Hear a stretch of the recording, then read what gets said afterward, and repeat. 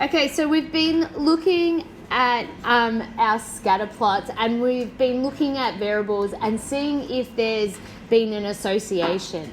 And so what chapter H looks at is that you may have, you know how we've been looking at the correlation coefficient, so we see whether the strength of the two variables, whether, you know, it's strong, weak. What H is talking about is just because there is a correlation, so meaning maybe as we see one thing go up, another thing goes up, it doesn't mean that it causes that, okay? So what, for example, if we go through here, when they're talking down here in your notes, so they talk about, they've had a look and they said there's a strong association between the number of people using sunscreen and the number of people fainting. So, you know, so they, if you counted up, say the day, the thing, and they said, all right, we had this many fainting, but this many people were using sunscreen. Do we think the sunscreen is causing the fainting? No, we're probably putting sunscreen on because it's a hot day, yeah? So even though there's a correlation, meaning we see as one went up, the other one went up, it's not the cause. And so that you would look and there could be something else. So they're confounding variables. So there's other possible causal explanations to be found.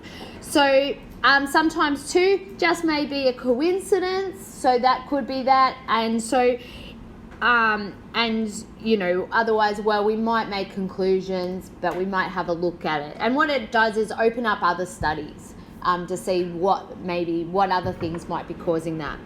So just to help you out, I've found a few like exam questions that would probably cover this H, but in the end, these exam questions are pretty much common sense. Like you could find the answer just by looking at it properly. So in this first one, it says, which of the following statistical statements are likely dealing with data collected from a population? Oh yeah, don't worry too much about that one. You definitely won't. That's an old school question. But anyway, there's what it said. It's more this question 12 is what we're going to see. So with this question 12, it says there's a strong association between human development index and carbon dioxide emissions. So we saw what you should have a think about. When they say a strong positive association, what we could do is we could say, all right, carbon dioxide and HDI. Now, because it said positive, that scatter plot would go upwards, yeah? Just so you realise. So why I draw that there, so I know when HDI was going up, we saw the carbon dioxide go up as well. Sometimes it's easier if you've got a visual scatter plot to interpret that. So if you look through these answers, it says from this information, it can be concluded that increasing a country's carbon dioxide emission will increase, now, the HDI. See how they're starting to make gross statements. They're not saying just within this study this shows. They're saying overall increasing. That's not true. We have no idea. It might not be causing it. We know there's other variables that could be causing this. Could be coincidence.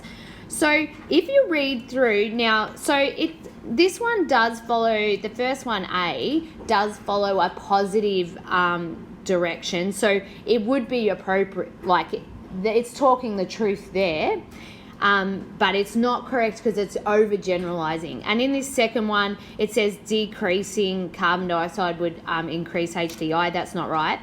But in the end, it's this last one I'm going to show you. It's D that is the answer. And the reason why is because it says countries that have a higher HDI, and it's these words here, tend to have. Yeah, we're not saying is absolutely this is it, it's causing that. We're just saying, well, this data is showing us that when we have countries have a high HDI, there tends to be a high carbon dioxide thing. So the E one is a good one in terms of saying that tend, but it does it the wrong way, yeah? It's not a positive direction. All right, there's a positive correlation between GDP, and the measure of countries' wealth. So here's another one where I would just be drawing it. I just like to GDP and wealth. I don't know, whatever they did it, and they said there's a positive. So I just like to show myself that when one goes up, the other one's going up. Okay, so from this, can you find the answer? It should be when one goes up, the other tends to go up. So where's that? So good, E. All right, because we're looking for that word, yeah? Tend to have. We don't want to say it's the truth. We're just saying that. Okay, so with chapter 2I, we have learned how to do a lot of graphs and how to present our bivariate data and our univariate, but mainly our bivariate when we've had two variables in lots of different ways. So what we want to do is we need to be able to select what graph would be good for the data that you have. So say, for example, we did a bar chart. Bar charts are good when you have just categorical data. So, and then we looked at a segmented. It's when you've got two or more categorical data. So say we were looking at whatever that one was, percentage of, year sevens or whatever doing what sport or whatever. Then we had the histograms. That was when we had a numerical and then a categorical data. Continuous numerical, and then we had the histogram with the log scales. Then down here, we've got this table we've given you in your notes, and this is mainly when we have the bivariate data, this one here. So up here, this was all univariate data when you have one list, and down here is bivariate. So when we have a categorical and a categorical, best to use a segmented bar chart. If we have a numerical and categorical, that would be a box plot. So say we had the year level, that would be year 7, 8, 9, 10, that would be the categorical, and say we said their height, that would be their numerical, and we could have this parallel box plot, that would be a good one. Okay, and then so if you have more than two categories, a parallel box plot, but if you have just two categories, you can do a back-to-back stem and leaf plot, and so on. And if you have two numericals, which we've seen just recently, we can do a scatter plot. Now, I also wanted you to add into yours down here. It is numerical and numerical, but it's sort of like a little bit of we do talk about them differently. So I'm going to write another one in, and I'm going to say the response will be numerical. And the explanatory will be numerical, but it will be time. Okay, so it'll always be a time. And when we have that, it's a time series. A time series is a scatter plot, but the X is time, okay? And so they refer to it as a time series. Okay, so just pop that one in there. We'll do them later, but you'll see with the questions. All right, if we go through these exam questions, so I'll show you how to do it. So the association between the amount of protein consumed in grams per day. So this is a numerical. And then it says family income, which is numerical. So have a look at that table. What graph do you use if you have a numerical and a numerical? A scatter plot, good. Okay. And it wouldn't be a time series because we don't have a time as one of our numbers. Okay, so the next one, Percy conducted a survey of people in his workplace. He constructed a two-way frequency table involving two variables. One was attitude towards working shorter days or something. That's categorical. Now, when we have a two-way frequency, we actually have two categorical variables, like you remember we had the for and against, whether you're male or female. So if you have a look at these, there's only one categorical data in there. Which one is it? And I just said, like my example, male or female.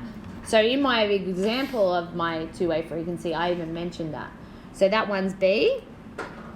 Okay. The next one, Ken wants to display the results of the number of goals kicked. So number of goals kicked would be numerical and by 3 teams. So this is categorical, but we have more than 2 categories. We've got 3 categories. So we've got more than 2 categories. So which one is this one going to be? More than 2 categories.